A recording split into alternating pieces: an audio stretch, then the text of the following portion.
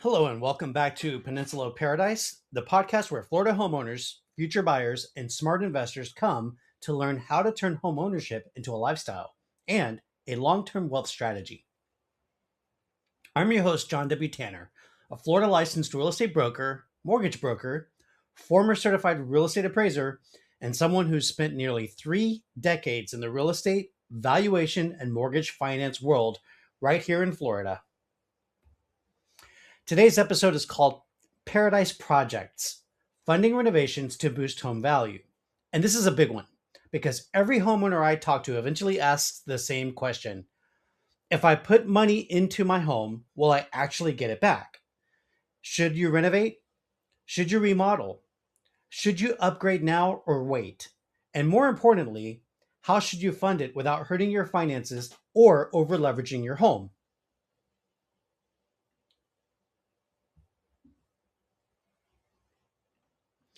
Today, we're going to cover which renovations actually increase value, which upgrades don't pay off, how appraisers look at improvements, and the smartest ways to use equity to fund your paradise projects. So, whether you're planning a kitchen, a roof, a pool, or a full renovation of your house, this episode is for you. Let's start with some definitions because not all projects are equal. In real estate and appraisal, we usually break projects into three categories: repairs, renovations, and remodels or additions. Repairs. These are things that you fix to maintain value: roof replacement, plumbing leaks, AC systems, and electrical issues. These don't usually increase value, but they protect the value that you already have in your property. Renovations. This is updating what already exists: new kitchens, new bathrooms, new flooring, new windows, and painting your house, interior and exterior. This can increase value, but only if it's done correctly. Now let's talk about remodels or additions to your house. This includes changing the layouts. For instance, you may have a kitchen that's closed off and you knock down half the wall so that you have an open kitchen where you can see your family members or visitors while you're preparing a meal, which is more popular over the last decade than it has been in the past. So that's changing your layout. That's an example of changing your layout. Then you have adding square footage. Like our old house in Miami, we added a bedroom and a den with a fireplace. That's adding square footage to the house. Then you also have garages. You could be converting a garage into an accessory unit that you rent out or that you have for in laws. And that also includes square footage as long as it's above ground and air conditioned. Then you have ADUs or accessory dwelling units that are exterior to the property. And then you could also have a second story added to a one-story house. These can significantly increase value, but they also carry the most risk. And here's why: because you can overspend what the market is willing to pay you back for your renovations, remodels, and additions. Here's the key principle that I want you to remember from this episode: not every dollar that you spend becomes a dollar of value. In fact, many renovations return only 60 to 80 cents on the dollar. Some return more, and others return less. And the biggest mistake that homeowners make: they renovate for personal taste, but not for market value. Let me put my former appraiser hat on for a moment. When appraisers are evaluating renovations, they look at three things: market reaction, that is, what are buyers actually paying for in the marketplace; conformity, does this improvement fit the neighborhood; and number three, functional utility, does it make the home more usable? Now in Florida, the upgrades that consistently perform the best are kitchens and bathrooms, flooring and paint, roof, windows, especially hurricane impact windows, and HVAC. HVAC is heating, ventilation, and air conditioning. And then the fourth thing is curb appeal. Curb appeal makes a big deal. All right, let's break it down. Kitchens and bathrooms. These are still the kings and queens of value. Updated cabinets, granite countertops, and stainless steel appliances and modern fixtures are always a big win. But here's the secret: mid range kitchens often outperform luxury kitchens in regards to return on investment. Flooring and paint. It's very low cost with high impact. Fresh paint and modern flooring can dramatically improve your market value and appeal. Roof, windows, and HVAC. Upgrading your roof may not be sexy, but it matters tremendously for insurance, for inspections, for appraisals, and for buyer confidence. In Florida, especially, a new roof can directly impact insurability and financing. Curb appeal. Landscaping, driveways, especially brick paver driveways, and exterior paint and beautiful entry doors makes a great ROI because first impressions absolutely affect value. Now, let me tell you what usually does not pay well: over customization, ultra luxury finishes in average neighborhoods, like marble countertops, probably not a good idea in an average neighborhood. Highly personalized layouts. You may love it, but will a buyer love it? And trendy design choices that age quickly. Yeah, maybe trendy today, but is it going to be trendy in 5 years from now when you're ready to put your house on the market? And here's a big Florida specific note: pools do not always increase value dollar for dollar. In some neighborhoods, they help. In others, they limit buyers and increase insurance and maintenance concerns. That would probably be especially true in a 55 plus community. This is why project selection matters just as much as how you fund it matters. This is where my appraisal background becomes very useful. When an appraiser walks into your property, your renovated home, they're asking, is this typical for the area? Does the quality match comparable sales? Or is this an over improvement? Does it improve functionality? And the big question is, will the market pay for it? And we find that out by doing a sales comparison analysis. Here's the hard truth: appraisers do not give value for cost, they give value for market reaction. Let me show you what that means. If you spend $100,000 on a kitchen upgrade, but comparable homes only sell for $40,000 higher, the appraised value increases by $40,000, what the market is willing to pay, not the $100,000 that you spent. So you have sunk costs of $60,000 that you're not going to recoup when you sell the house. Also important, permits matter. The quality of workmanship matters. Workmanship matters. Consistency matters. And timing matters. If you renovate in a declining market, the returns are going to be lower. If you renovate right before selling in a strong market, then the returns are generally higher. Which brings us to the next big question. Let's talk about the money, because the way that you fund your renovations can be just as important as the renovation itself. Your main options usually include option one, cash; option two, credit cards or personal lines of credit, personal loans; and option three is home equity loan, which could be a second mortgage. Option four is a HELOC or a home equity line of credit.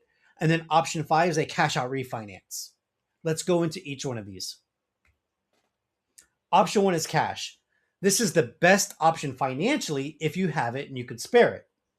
No interest, no leverage risk, and no payment changes to your monthly expenses. But many homeowners don't want to drain their savings account, and that's totally understandable. Option number two is credit cards or personal loans. This is usually the worst option. Why? High interest, short terms, high payments on a monthly basis, no tax advantages. So I rarely recommend this for major renovations. Option three is your home equity second mortgage. Okay, this is a fixed rate, a fixed term for a lump sum. It's good for one-time projects with defined budgets. Like if you're going to spend $8,000 on brand new HVAC system, it might be worth taking a second mortgage out, and with your intention of paying it off in a short period of time. You know exactly how much it's going to cost you on a monthly basis, and that's in addition to what you're paying on your first mortgage. But the payments begin immediately, and rates are usually higher than first mortgages. So you really should compare this against doing a cash out refinance. Okay, option four is a home equity line of credit, or what we call in the business a HELOC. It, this is great for phased projects. So, in other words, you have an ongoing line of credit. So, you draw only what you use. Maybe you're working on your kitchen renovation first. So, you draw, you repair, and then when you're done, you draw again, and then you move on to the next project, which is probably your bathroom upgrades. These are available in interest only options and in fixed payment options. The line of credit is more flexible than the previous option, which is the second mortgage, but rates are usually variable. And that matters because in today's volatile environment, you could be dealing with a rate increase that's going to hurt you next year. So, again, you've got to compare this against your other lines of credit and also look for prepayment penalties. All right. Option number five is your cash out refinance. This is often the best strategic option when done correctly. You replace your existing mortgage with a new one and you pull out equity, possibly to consolidate other debt like a car payment or a credit card debt that you stacked up over Christmas at a very high interest rates, maybe 25% interest. Or you also want to include in maybe your tax settlement because you got a big tax bill and you got to pay that off as well. And unlike the HELOC, this is a long-term fixed rate mortgage. Plus, one of the benefits is you get to skip 2 months before you start making payments on your new mortgage. So, this is important. You got to weigh the following considerations: your current interest rate, your remaining loan term, how long you plan on holding the house, your monthly payment change. How much is your current payment today, and what will it be after you do the cash out refinance? And the cost of doing the refinance transaction, because it's not free. There's going to be a cost involved. Is it worth paying that cost? Maybe it costs you $5,000 to $8,000 to do this loan. Is it worth paying that rather than paying all of the interest that you'd be paying on the accumulated debt that you're going to roll up into this one payment?